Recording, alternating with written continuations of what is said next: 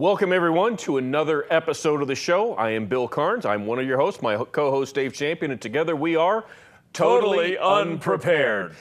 Dave, we're going to talk a little bit about something that's happening at our local high school when it comes to, grading and I guess preparing people for the future or lack thereof. Why don't you start off with this? All right. Now, I want to be clear, I'm not within the high school organization. I don't work there. I'm not a contractor there.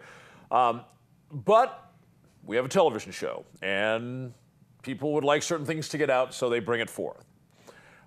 Here's something that they've been doing at the high school. I'm going to explain it to you without giving my views initially, just sort of a sterile presentation. What they have started doing at Pahrump Valley High School, and only Pahrump Valley High School, not the rest of the district, is in the first and third quarters, they are taking students whose total score for that quarter is below 50% for the students to whom that applies. They are saying no matter what you get under 50%, so let's say the total percentile score for the student for that semester is 34%. Well, that's not what stands. They adjust that student's percentile score from 34 to 50 for everybody. That's the floor. No matter how poorly you do, you cannot get less than 50%. Now, the rationale behind this is, in theory, if I score only 10%, in order to reach the average I need to move forward, how much higher do I have to score next quarter? Okay? Dramatically higher because of how poorly I scored this quarter. Okay? And then there's 4 quarters in a semester. Okay. I think this is a horrific policy they have. It also puts, I think, teachers in a horrible position, because what the school district is saying is, in the official documents, we're ordering you to lie. Okay? If that student got 34%, that's not what you're going to put in the official educational records for the state of Nevada. For this district teacher, you're not going to do that. You're going to put something that did not actually happen, a score the student did not actually get. Now, this has already happened historically. It happened in the first quarter of this year. Yep. Oh, it did? It did. I didn't realize it had already taken place. And we've got, the third quarter's coming up. No. We're finishing the school year. But I guess they did it for the first quarter. I'm not, again, that's why I preface this with I'm not involved in the mix. I'm not there watching it happen. We're in the fourth quarter. School year ends, graduation's in 2 weeks. Apparently the union then came back and said, whoa, hang on, to the principal of Pahrump Valley High School. Said, hang on. Now, if I was the president of the union, I would have said, you can't ask my teachers to lie. But apparently that was too strong a statement.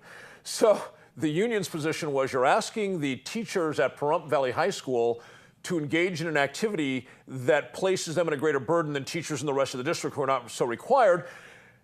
So now there's been 2 solutions bandied about to overcome the union's objection. One is that when they do this in the future, it will be done in the administrative offices, and the administrative clerks will do the changing of the scores. Imagine. Not the teachers. The other one, again, to get beyond the objection of the union, is to take this horrible program district-wide. Yep. Bill, what do you think about all this? Whoever came up with this plan has no business in education. Absolutely none. Or setting policy for anything, including that of how to set up a roach motel. It just shouldn't exist. This way, somebody could do, a kid could literally do absolutely nothing their first quarter. Yep. Absolutely nothing, get a 0, which then is automatically bumped up to 50%. Absolutely true. Then if they're otherwise an A or a B student, by averaging that in the second quarter, for that semester, they can have a C or a D average and pass. Yeah. And I want to point out that this is not being done in secret. The Pahrump Valley High School teacher stood up on stage. Principal. Principal, thank you. Stood up on stage during a student assembly and said, this is what I'm doing. Capitalize on it. To the students. So. Now, let's take this the next step. Say some of those kids go to college. Now, the kids going to college probably didn't partake in taking advantage of this. You would think. But Dave, you and I both know that in the work environment, most, not all, but a majority of people who are employees of various companies will do just enough to not get fired. That's their threshold. How little can I actually get and do and accomplish and keep my job? Because that's the way I'm going to do it. Now, that's just the way things are. Kids, we're talking second, in some cases third generations have been doing that now, thanks to our litigious society, as far as I can see it, and just the laziness of everybody out there. So this is going to provide an avenue for even more kids to be even more lazy and still squeak by and graduate with a 1.0 average, a low D average. Yeah, clearly this is taking things in the wrong direction by my standards. And Bill, you and I have talked about this, that as parents, our role is not necessarily to be the kid's best friend, although we like it when that's so, but really the ultimate goal is to raise mature, competent, capable, loving adults. Okay? Right. They have critical thinking, they can accomplish things, they can go out and get stuff done without having to be babied and pandered. And my belief is that that paradigm must be implicit in the education system. I don't care whether it's private or public. That paradigm, everything that the education system does has to nest, in my opinion, within the paradigm of preparing them for adulthood. Okay? And that doesn't mean kicking them out the door and saying whatever. Preparing them to enter adulthood with the skills and the aptitudes and the mindset, perhaps, that is necessary to do a decent job as an adult. You and I have talked about the fact that, the day they graduate, they get their little flat hat and, they have the ceremony and they get handed a scroll and they shake hands.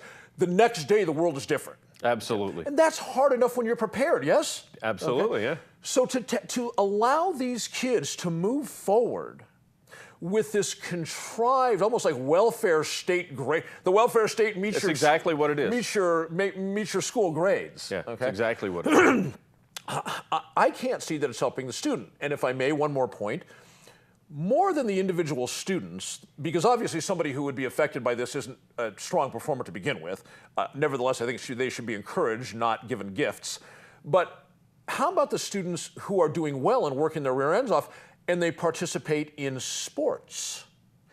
Because Pahrump Valley High School participates against other high school or other schools, both in this district and in other districts like Clark. Absolutely, yeah.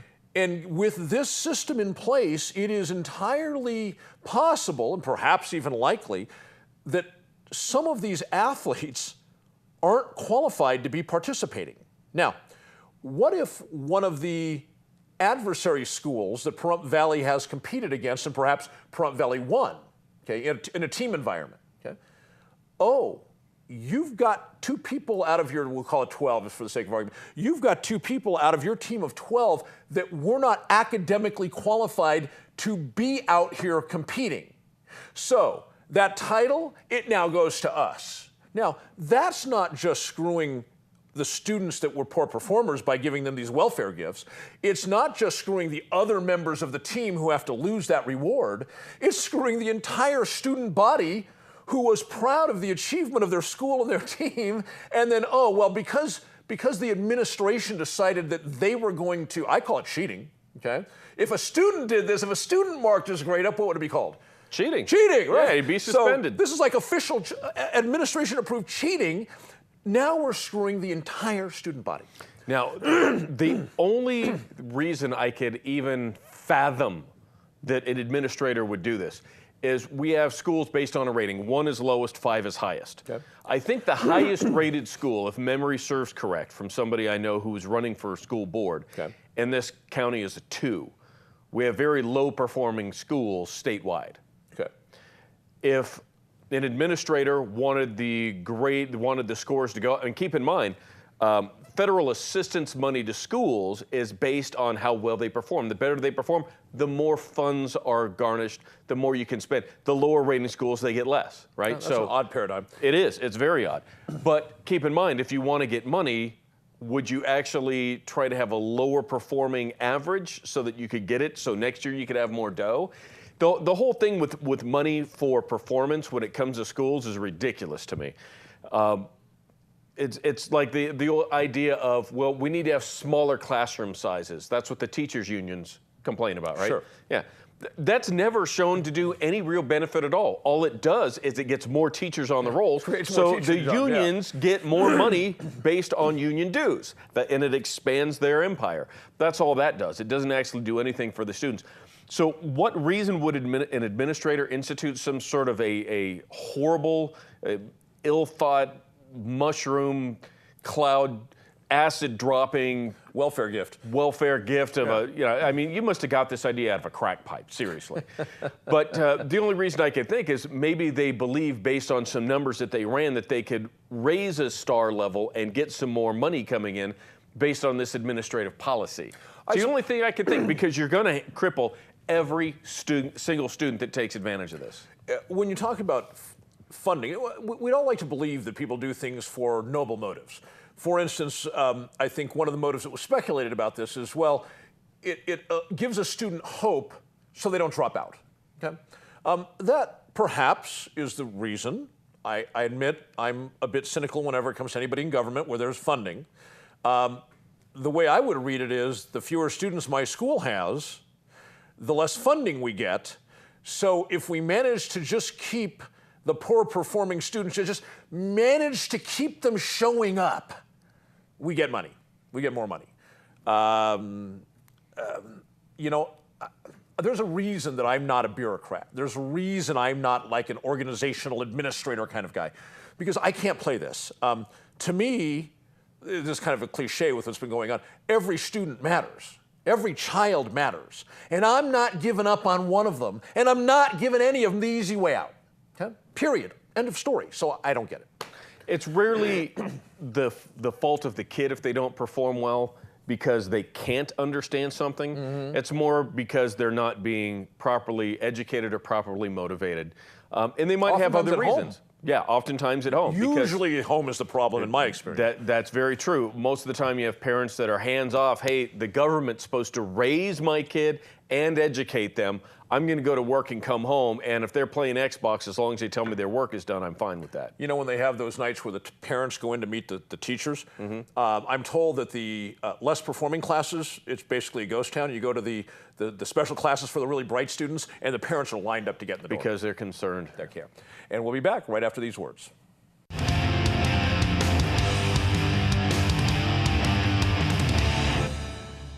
And we're back. And now it's time for...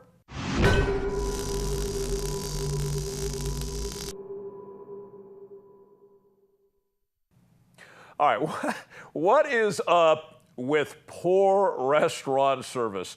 Now, you know, oftentimes I get out here and I rant about things that really get me bent out of shape. Big societal problems. This isn't that subject. Much more lighthearted. It's especially lighthearted because I live in the small town of Pahrump, obviously, and trying to correct poor restaurant service in a town like Pahrump is probably like trying to stop the sun from setting tonight. It's not going to happen.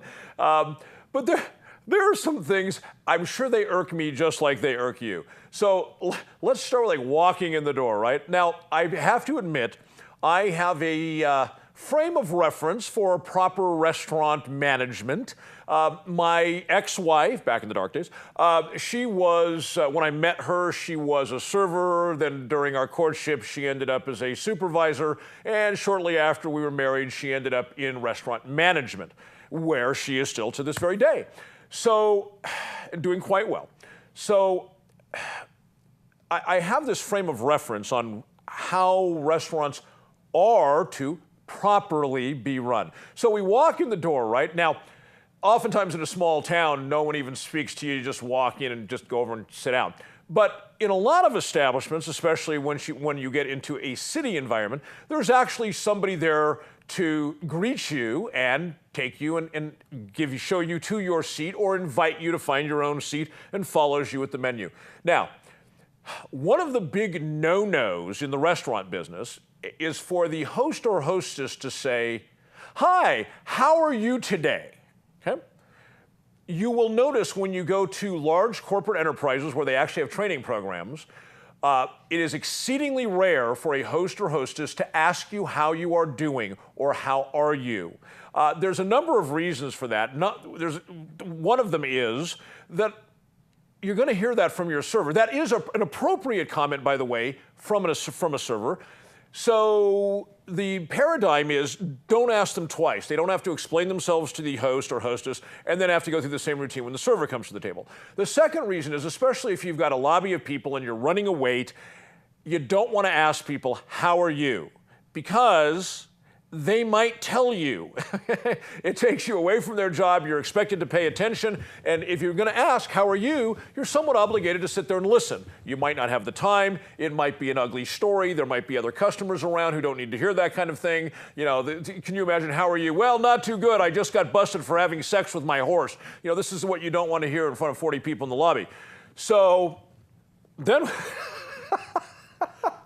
What the hell are you talking about, Dave Champion? So then we proceed. I told you this is going to be a little more lighthearted. Oh. We proceed to the table, right?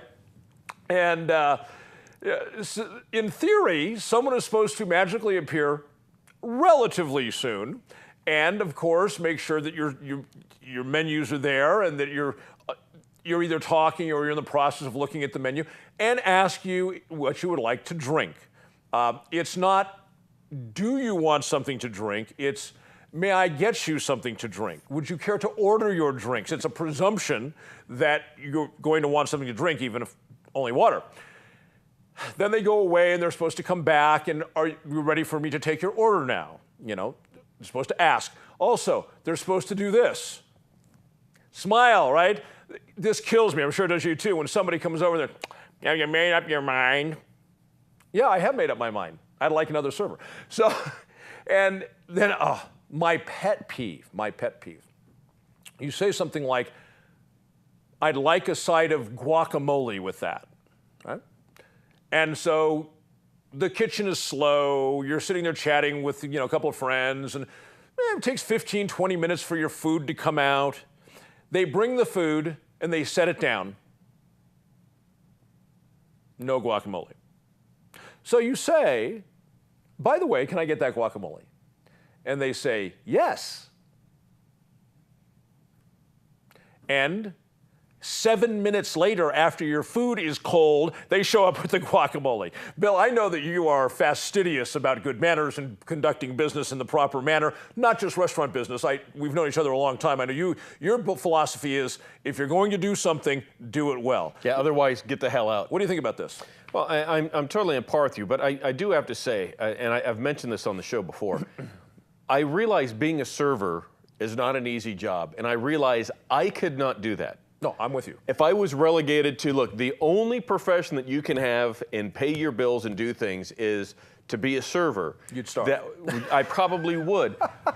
Just because the mindset that I've got and the way that I operate, the way my brain works, I'm not set up to do that. So I can really appreciate when people can do that and do it well. Now, hang on a second.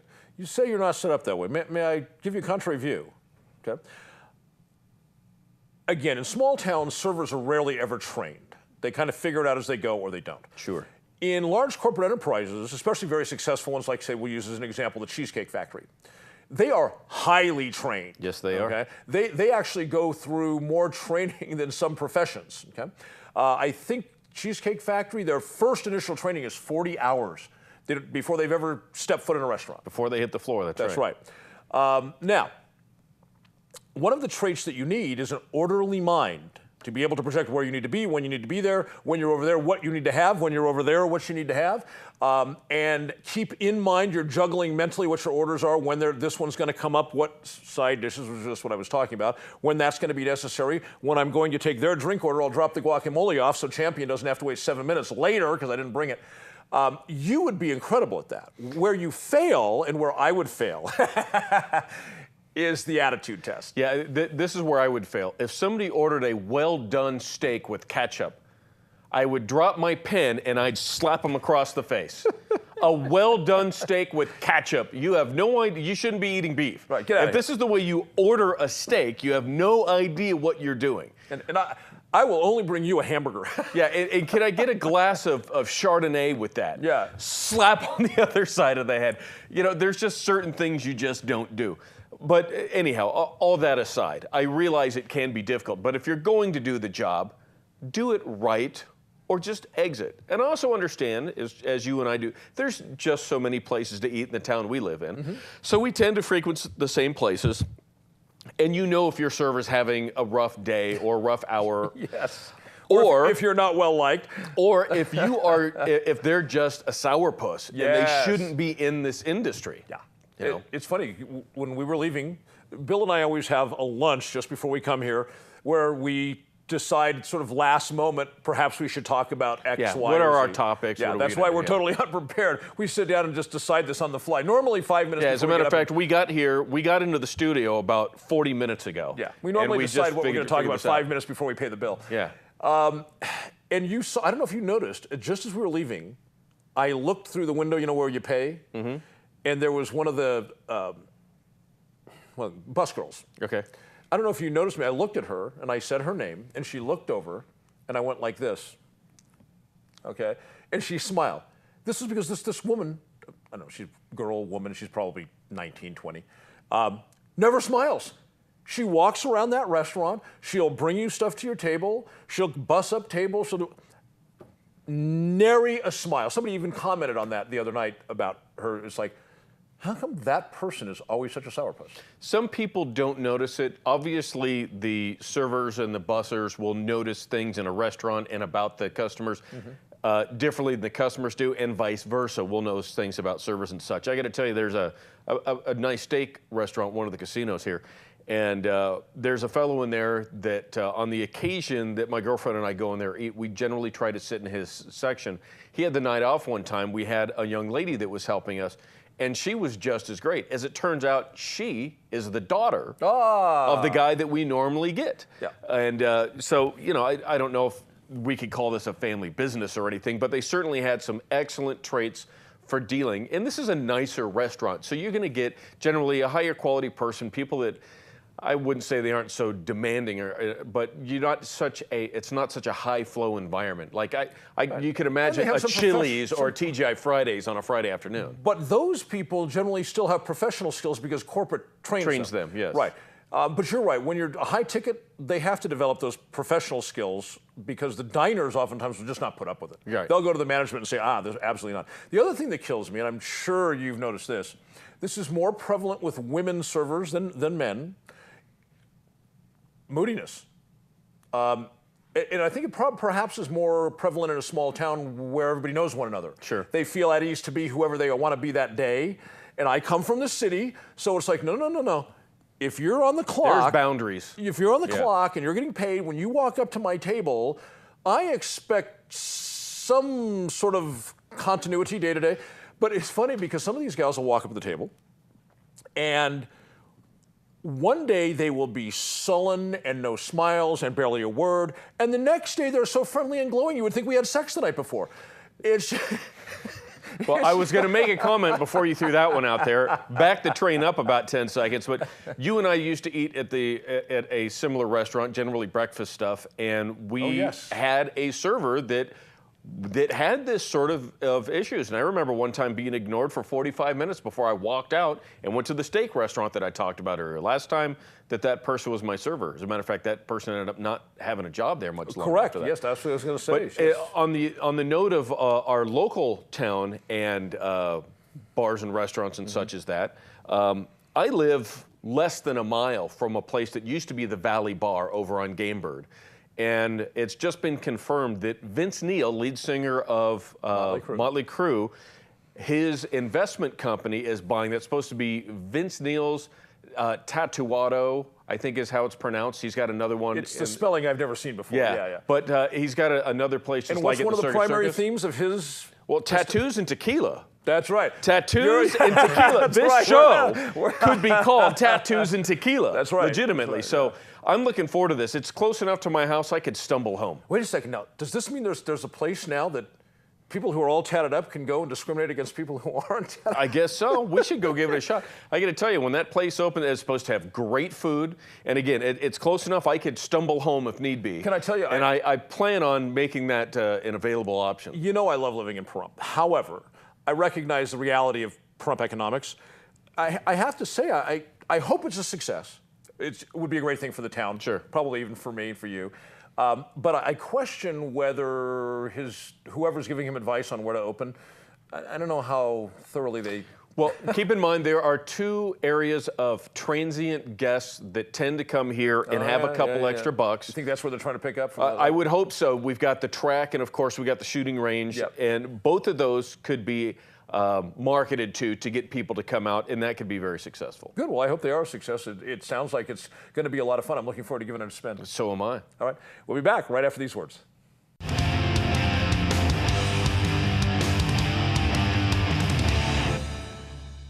Welcome back, guys. Now it's time for me to rant.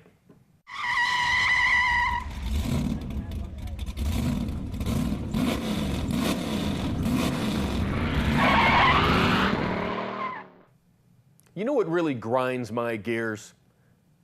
It's the modern medical establishment, Western medicine, if you will. We have now a situation where not a single disease has been cured by modern medicine in about 40 years. Reason is medical maintenance as opposed to medical solutions. You might remember, for some of you who are a little bit older, and even those of you who have heard the stories from your parents or grandparents, back through the 30s, up even into the 70s, kids that would have repeated tonsillitis, your tonsils would be removed. There are a whole bunch of people that are 45 years or older that don't have their tonsils because they were removed.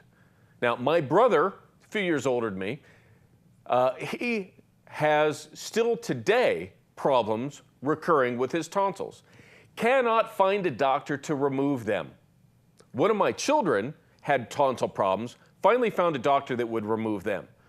Unnecessary. I don't know why we actually have tonsils, especially when they keep getting infected. The reason is the medical industry has made thousands upon thousands of more dollars dealing with people like my brother, who has chronic problems with his tonsils throughout his life. They make a lot more money with treating him rather than a one-shot deal of removing them and never seeing him again for that problem. It's a business. The medical industry has been self-regulated for 100 years now. And with that regulation, when you have doctors who, through some sort of medical malpractice, cause injury or death, and if you look at Ralph Nader's statistics on this, we're talking 300,000 to 400,000 people a year in modern America are what he says killed due to medical negligence or rendered so poorly handled that they have chronic problems for the rest of their life. If you take those that are otherwise injured and are able to recover, we're talking hundreds of thousands more due to medical negligence. We're not curing people, we're seeing them over and over and over again. My primary care physician went to medical school and practices nutritional medicine and naturopathic medicine and has certifications throughout that area many times over. As a matter of fact, the highest certification within nutritional and naturopathic medicine that you can get. That's why I chose my primary care physician. She's excellent. I won't go to a normal, regular Western medical doctor unless it's trauma related. That is, as I see it, where modern Western medicine really excels, is due to trauma related issues. But actual health care, I think not. There's been so many instances of realizing when a doctor sends you for a CT scan or an MRI, that the doctor actually gets a kickback from that.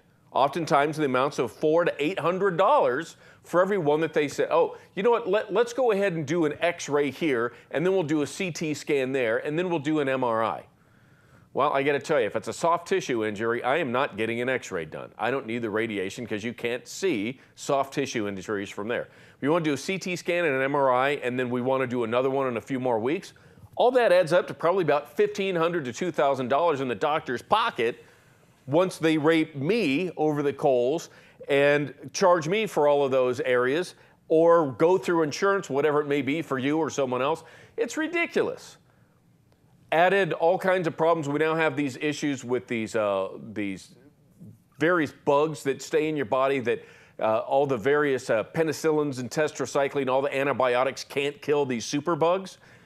because people have been on antibiotics so much. They're so overprescribed and overused that it's gotten to the point where these bugs are so much harder to kill. It's very, very difficult. So now the medical industry coupled with the pharmaceutical industry, they start making all these new drugs. They're really expensive. And you know another thing that drives me nuts about this? You get these pharmaceutical companies. These are multi-billion-dollar companies. They'll put out medicines. Doctors will prescribe them. People have some sort of an adverse reaction to these things. And then you get the attorneys that come on. They have a nationwide commercial that says if you've taken Xarelto or whatever the medicine of the month is, and you've had adverse effects, call our 800 number and get online with this lawsuit that we have. And what you end up with when it comes to these big lawsuits where all these people are involved is the attorneys make out to the tune of hundreds of millions of dollars, and then the actual victims, the people that had problems with this, they end up with 17, maybe 20 bucks. Please don't fall into that mess. Anyhow, Dave, when it comes to this issue of modern medicine or the lack thereof, with maintaining these people's sicknesses rather than making them better, as opposed to curing them, it seems to me to be all about the dollar. Yeah, as you were posing the question to me, the singular word that was in my brain was billions. That's what this is really all about. We live in an incredibly unhealthful society. I encourage people all the time, whether it's in a personal conversation, in my writings, or Facebook posting, to watch the various medical documentaries, the ones about eating right, what sugar does to you, the food industry, how it raises foods, how it produces food, the things it's putting in our foods, and what medical research shows those things do to us, up to and including creating addictions for the very things that are killing us. And I don't mean creating addictions like, I'm talking about creating addictions like going into the store, going into your local grocery store, right?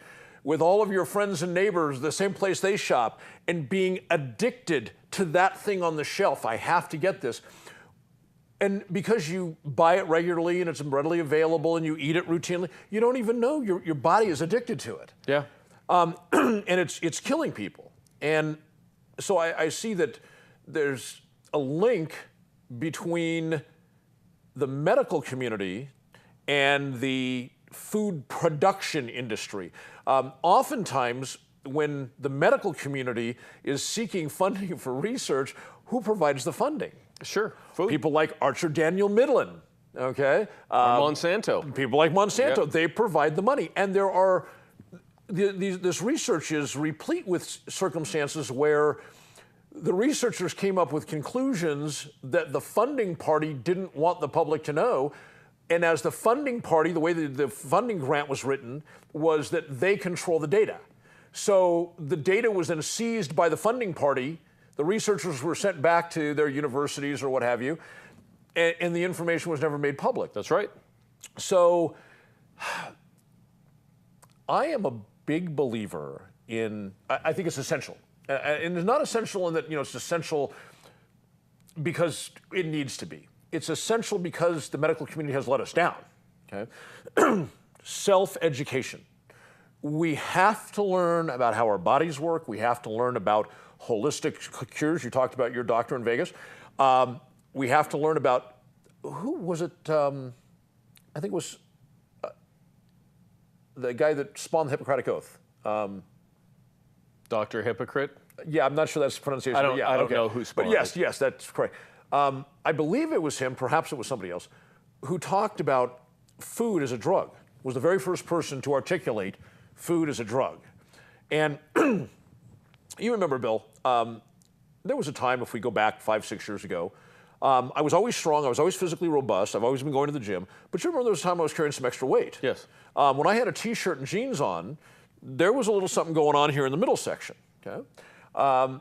And I haven't really done anything to drop that weight, except I got convicted to educate myself.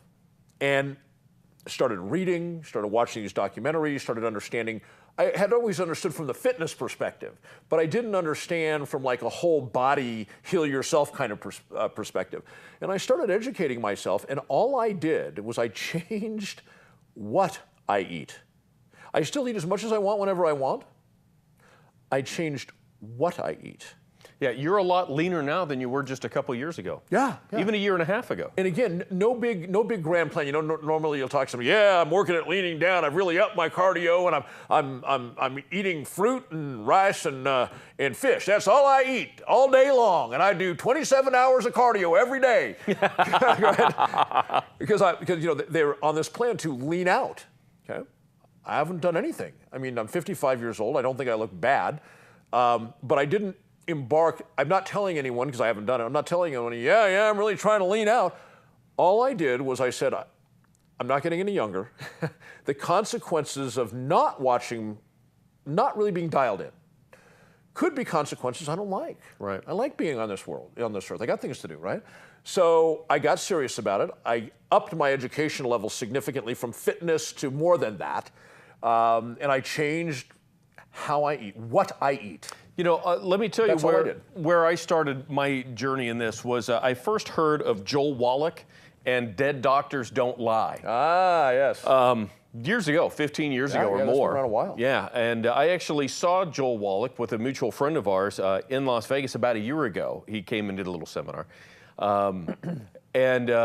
Very good information there. Some of the videos that are out there that, let's talk about some of those. One of them is, I think it's called A Beautiful Truth or The Beautiful Truth. I don't know. I forget what I think it's A Beautiful Truth. And it's about a kid from Alaska that actually came down and learned about things like GMOs, Monsanto, genetically modified fruits and vegetables, and then also about natural cancer cures. The Brzezinski Institute in Texas, where that guy's curing brain cancer. There's another one in San Diego where they're using coffee enemas. It's cold. And they've been fixing that for decades. And then also Fat, Sick, and Almost Dead. Will they heat it up for you if you... I guess if you're willing to take it that way. But Fat, Sick, and Almost Dead, another great video. Food Inc. is a very good one. One that I would encourage people, I cannot speak highly enough about it, is Forks Over Knives. Forks Over Knives, another good one. Yeah. Impressive as hell. And there's a book, which I believe is called Cancer, Step Outside the Box or Stand Outside the Box. It's a relatively expensive book. It's a big book. Perhaps one of the wisest reading choices I've made in my 55 years on the planet. Good stuff. Now, keep in mind, all of this is for information. None of these I subscribe to 100%, but as I'm sure you take all of the information in, and there are some conflicting things, so you have to make a rational decision as somebody who's got a couple of IQ points rolling around in there, and make a decision on how to be better and stay out of the problems that we have in modern Western medicine of just running through the same sick cycle. And by the way, the couple that I mentioned are available if you have Netflix service. Sounds good. We'll be right back.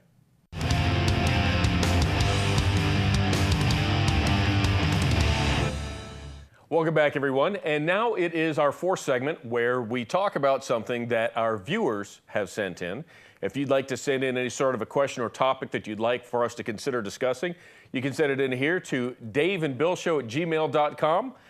You can also always see our shows and see the backup at totallyunprepared.info right there at the bottom of your screen.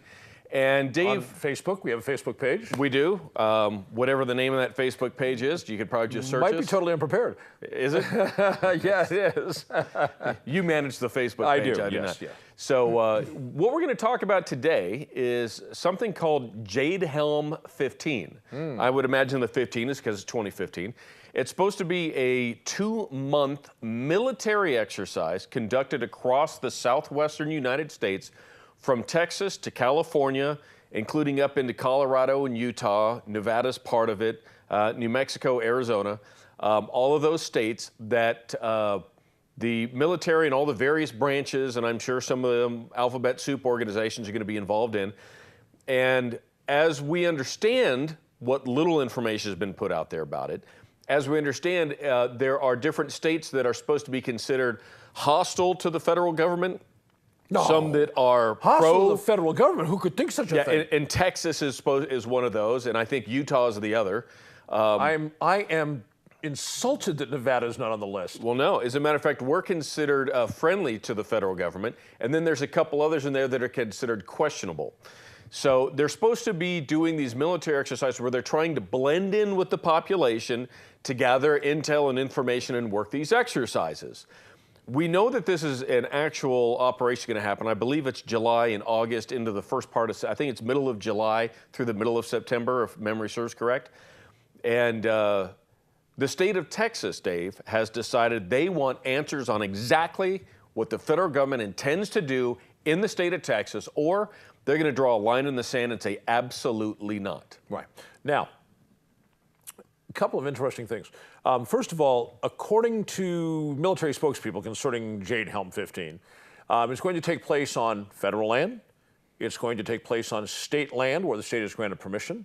And it's going to take place on private land where permission has been given. Okay? Which essentially tells me it's going to be held everywhere. Right. Because if you look at those three categories, that comprises 100% of land. It's either held by the feds, held by the state, or held by private parties. And in Texas, only 3% of Texas is federally held. Right. 97% is state or private. And you really think that the state's going to give them a permission, that's a no. Right. Nevada's just the opposite. Yeah, Nevada is 86% plus controlled by the federal government. Which is insane. To even call us a State of the Union with 86% of the land. We did not come in under equal footing. Whole different topic. So they said that the profile of land. So the only land I can imagine they're not really, because Texas perhaps notwithstanding, all the other states, I'm sure, when the federal government says we want to use that state land, okay. So they got run of the federal land, they got run of the state land, and I'm sure many private property owners would be like, yeah, all right. And you see, that baffles me. It does. I mean, well, you know, most people are sheep. So, and I think most people are also, I call them the beer swilling crowd, okay? A couple of guys, you know, they sit at the bar and they belly up to the bar and drink a beer. Oh, yeah, that federal government, I should give them what for if they trespass on my... Then they show up at the house. We want to use your property. Okay. Then they want to buddy up with these guys all tacked up in their go. Right. Let's talk to what kind of gun you carrying there. Right. I call that the beer swilling crowd. There's really no commitment behind their griping. The other thing I thought was interesting is the spokesman for, again, the Jade Helm 15 operation, said that the reason, and by the way, we should tell the audience, these are all special operations troops. There's no regular military. Right. These are all spec ops guys from every branch of the service. If there's somebody from other countries, we haven't heard. Now, the spokesman said that what they're training for is to enforce martial law in other countries. Bill, why the hell would United States Special Forces soldiers be enforcing martial law in other countries? They wouldn't. And you and I both know that the government, the federal government, never tells the truth, certainly not all of the truth, even when it would serve them best. Yes. They just don't do it. There is nothing that can be, as a matter of fact, one of the things that I have to say is you can always tell when an elected politician is lying. They always have the very, very same tell. Their mouth is running while the camera's on. Right. They're all BSing us to one level or another. Sometimes it is total lies. Other times it is massive fabrications with hints of the truth in there, but you'll never get even half the real truth. Now, you remember, let's go back, probably say the early to mid 90s. Men like you and I who understand that the federal government, well, government generally, the worst case being the federal government, they are corrupt, they lie, they're doing a lot of things that the people should know about and don't. And they protect that like nothing else. Oh, they'll kill. Even our local county does that. They will kill to protect those secrets. And let me rephrase that. They will murder to protect those secrets. Guys like you and I, back in, say, the early and mid-90s, we were referred to as the tinfoil hat crowd, the black helicopter crowd. Now, here we are in 2015, and I just saw a sub-headline on Drudge this morning that said, and I'm paraphrasing, black helicopters not just seen by tinfoil hat crowd anymore, okay? They're talking about how black helicopters, unmarked black helicopters, are now being seen by ordinary run-of-the-mill, not the right-wing survivalist, constitutionalist, what the media would portray as a nutball, not just by them anymore. It's seen by, chiropractors and store clerks and just ordinary folks. Didn't somebody mention to you that they had... A couple of strange things. As a matter of fact, a C-130 that circled our valley last week, which is unusual. Oftentimes we get military helicopters that fly through our valley from point A to point B. Correct. Oftentimes Navy helicopters. And from their altitude, we know they're transit. Yeah. But we had a very strange incident of a 130 actually circling the valley a few times last week. And as well, I have it under excellent authority. I just found out last night that over this past weekend at a remote, relatively private airstrip here in this county where there's a couple of hangars, there's a couple of guys in there working on one of the guys' planes, and they heard some noise. They weren't sure what it was, and they go outside, and there's an unmarked black helicopter that they didn't hear land. Just a few hundred yards away, and a number of guys that got out in black tactical gear, running around to see what's going on. That was unmarked. Didn't say, police, SWAT, Navy, Air Force. Didn't say any of this stuff. And they're checking in and out of various hangars and such as that. When they were satisfied, got back in the bird and took off to virtually almost no sound. Now, that would... And that was in this county just in the last few days. Right, now, I don't know whether Jade Helm has officially kicked off yet, but what you're describing would indicate that would be part of Jade Helm, and here's why. Because the only kind of the helicopter, the fact that it was not a discernible sound of a helicopter, it was just some unusual sound that got their attention. Then they walked out, and lo and behold, sitting in front of them was a helicopter. That tells me it's one of those special Blackhawks that were developed just for special operations units that have a very small, they are a stealth copter, both their material they're shielded with and their muffler system. And we learned of this during the alleged bin Laden raid. Correct. Where one went down in Pakistan. Correct. Right. Now, those are only available to special operations troops. Oh, yeah. So if there's guys, if it's unmarked, it's got that sound signature, and guys all tacked up, get out and run around and jump back in and fly away, we certainly know it's not like the Somalis. Yeah, and it's not a bunch of dudes that have a couple of bucks in their pocket and they all pooled in and, hey, let's get this bitchin' quiet Blackhawk and buy all these cool guns and these Class 3, select fire automatic guns and go out and goof around. Yeah, I've got a spare $7.5 million. You want to chip in? We'll see if we can't get one. I don't even think we're going to scratch the surface with that. No, if we had enough guys, yeah. Enough millions.